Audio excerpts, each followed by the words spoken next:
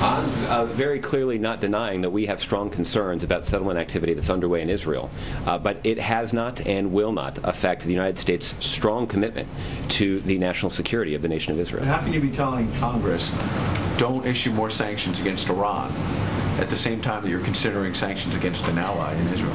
Well, again, I'm not going to comment on any of those reports about our discussions as it relates to Israel. Sanctions. You're leaving that door wide open here. No, I'm saying that I'm not willing to talk about. So there's no. You're not considering sanctions. I'm saying that I'm not willing to talk about those kinds of conversations.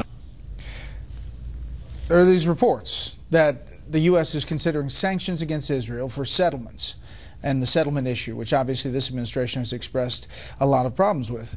Asked specifically 3-4 times today, the White House press secretary would not say that they're not going to move forward with sanctions against Israel. You just heard it there. That's one of the things developing today. The other, the president announcing his new defense secretary nominee, if he gets through, and he's expected to, Ashton Carter, former deputy defense secretary, has a lot of respect on both sides of the aisle up on Capitol Hill, made the announcement today. The real question is how much activity, and a big hug for Susan Rice, the national security advisor there, how much the inner circle at the White House, including Susan Rice, will be active inside the Pentagon decisions. Let's bring in our panel tonight. Steve Hayes, senior writer for the Weekly Standard. Amy Walter, national editor for the Cook Political Report. And Yoki Dreesen, managing editor of Foreign Policy magazine and author of the new book, The Invisible Front, a really great read. Worth reading that. Yoki, welcome to the panel. Thanks, Brad. Thoughts on this Israel thing? It's befuddling. It really, truly is befuddling. Occasionally stories come out of the Israeli press that you can dismiss immediately because of their source. This began with Haaretz, which is one of the biggest and most respected papers in Israel. So this isn't a fringe website in Israel that this is popping up from. But I think you hit it on the head. The idea that you can try to push through any kind of sanctions package against Israel, no matter how weak, no matter how symbolic, no matter how small it is in design, while you're telling the Hill, don't do anything with Iran, it'll blow up the talks. It's strange, and it's strange to me that they couldn't have just knocked it down. It seems like you just hammer it and move on. Or afterwards, walk it back, Amy. I mean, or clarify. I mean, they often do that after strange the clarifying was, I think they did clarify in this response, which was, we're talking about it. That seemed, that was the takeaway I got.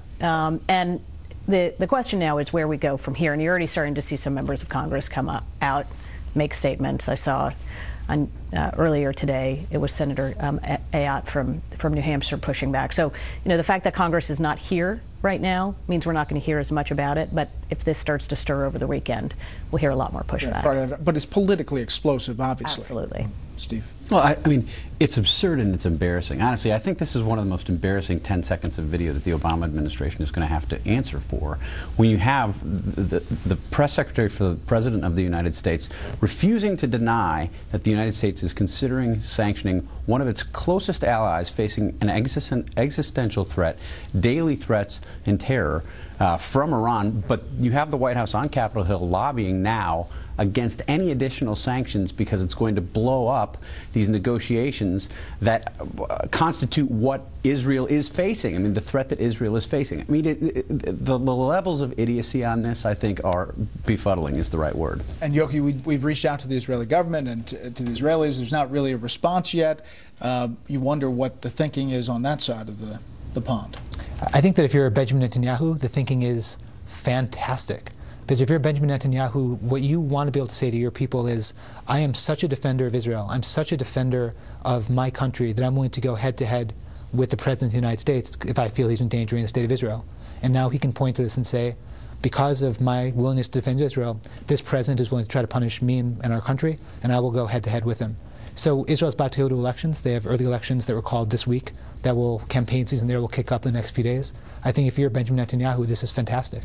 All right, Amy, let's talk about Ash Carter. As I said, well-respected, a guy that knows the inner workings of the Pentagon, all 19 miles of corridor over there. But the question is how active this White House will continue to be, if you listen to the past defense secretaries, in managing everything that goes on over there. Well, it's pretty clear that the job of the defense secretary is not to make the policy, it's to implement the policy, right? He's not there to create it. And yet, I don't know that we have the policy there for him to implement. Now, he said very clearly, and he looked at the president today when he said this, that I'm going to give you my honest opinion. I'm going to tell you what I'm thinking, both about strategy and about military advice, you're right. The question is, will they take it? But ultimately, it does come down to whether or not the president is going to put that strategy forward. And there we still are looking at something of a vacuum. Does something change, do you think, Steve, between Hagel and Carter? I mean, it's virtually inconceivable, right? In terms of the actual day-to-day policy of the United States government, I don't think so. I mean, we've now seen for 6 years that the White House controls policy. I think Amy's exactly right. You know, he said, I pledge to you my most candid strategic advice. He can pledge that all he wants, but if that's rejected by the White House or tuned out or ignored, it's not going to matter much. His primary role may be to sort of mollify a restless bureaucracy at the Pentagon, particularly among the uniformed military who have, I think, concerns about what's happening with ISIS, concerns about what's happening with Iran, concerns about the strength of the U.S. military overall. And, you know, there's been some restlessness there, to be sure, that I think Chuck Hagel had a hard time keeping a lid on. Yogi, one of the things that's popping up is obviously the fight against ISIS in Iraq. Now we have reports that Iran is striking ISIS inside Iraq. How does that three-dimensional chess factor in? Because we're obviously negotiating with Iran, and now we're, what, cheering for them to take out ISIS too? It's a strange bedfellows alliance where we are functionally allies not just with Iran but also with Syria. Right now, we don't want Assad out of power. We want, if we're going to be honest about it, we want Assad to be bashing the Islamic State with his army, his air force, to do as much as he can.